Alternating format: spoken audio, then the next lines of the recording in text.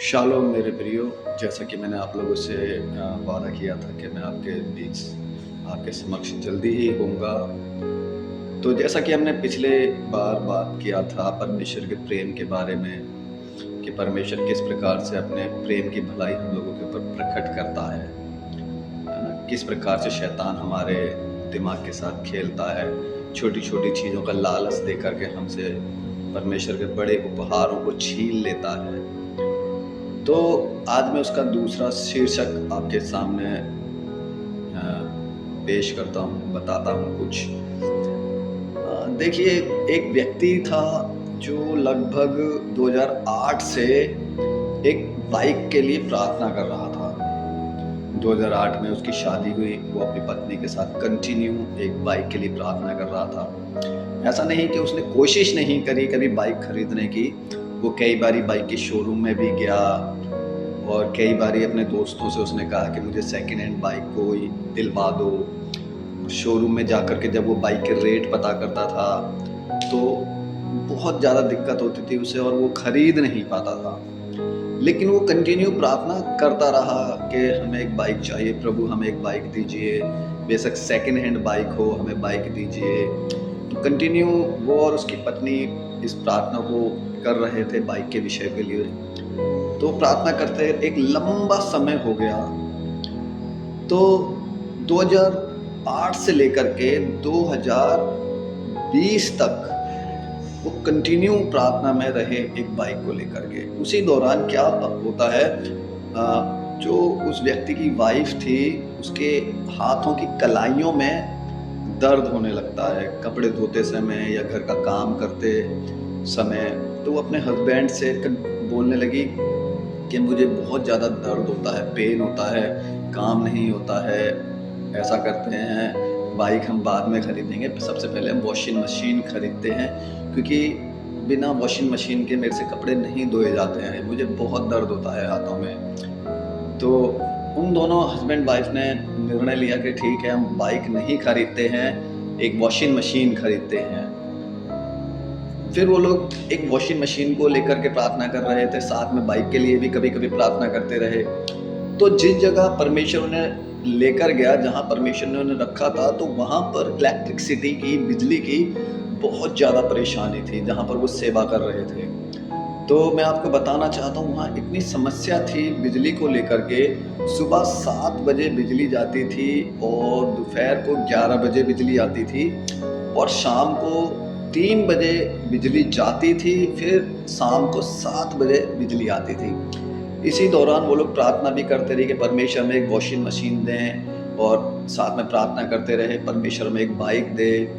तो क्या होता है कि उस व्यक्ति ने अपने गाँव जाकर के कुछ ज़मीन का टुकड़ा बेचा, तो उसमें से कुल करीब 25,000 रुपए के समथिंग उसके पास शेष बचे, सारा खर्चा निकालने के बाद।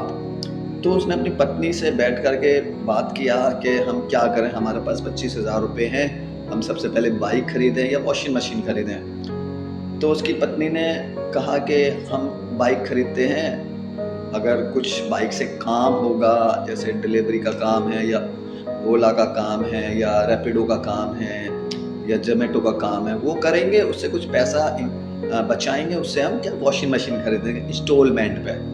तो उसके पति ने कहा ठीक है। तो उसने अपने दोस्तों से, बहुत लोगों से बात किया कि मेरे पास 25,000 रुपए हैं, कोई सेकंड हैंड बाइक हो तो मुझे बताएँ। उसने OLX पर जाकर भी बहुत सर्च किया कि कोई सेकंड हैंड बाइक हो तो परमेश्वर दे, और साथ में वो प्रार्थना करते रहे, अपने प्रार्थनाओं के निवेदन लोगों को शेयर करते रहे कि हमें एक बाइक हो तो हमें बताएं, प्रार्थना कीजिए कि हमें एक बाइक चाहिए, बेशक सेकंड हैंड हो लेकिन बाइक चाहिए।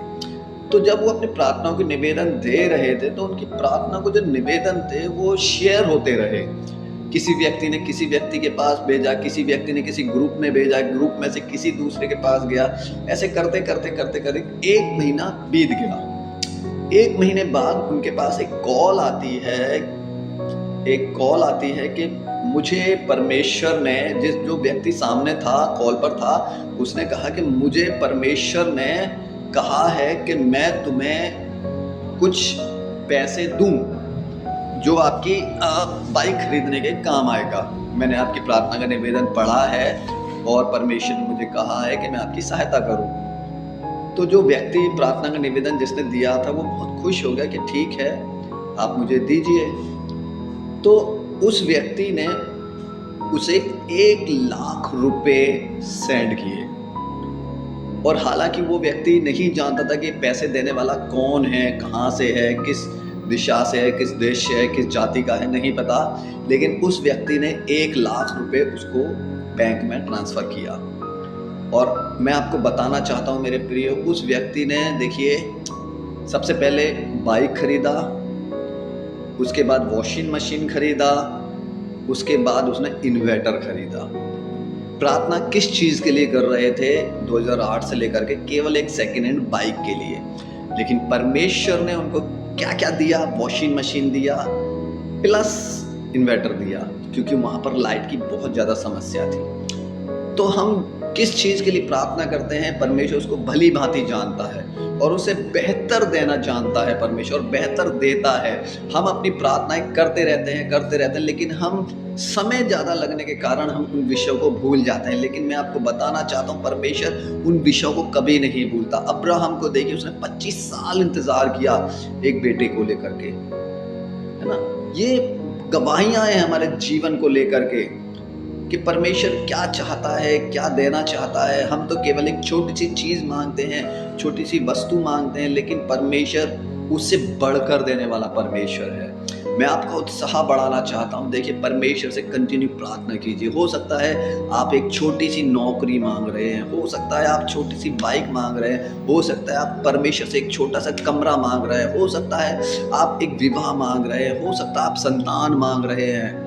लेकिन परमेश्वर उससे बढ़कर देने वाला परमेश्वर है, उससे बेहतर देने वाला परमेश्वर है, उससे अच्छा देने वाला परमेश्वर है। तो आशा करता हूँ आपको ये उदाहरण, ये गवाही समझ आया होगा। यदि आप लोग चाहते हैं कि मैं आपके लिए प्रार्थना करूं, मेरी पत्नी आपके लिए प्रार्थना करे, तो प्लीज़ कमेंट में बताइएगा कि मैं आपके लिए प्रार्थना करूं। अपना विषय मुझे बताइएगा। हम मिल करके उपवास के साथ उन विषयों को लेकर के प्रार्थना करेंगे। और आशा करता हूँ आप सब लोग सकुशल ठीक होंगे। प्रभु आपको आशीष दे। जय मसीह की शालोम।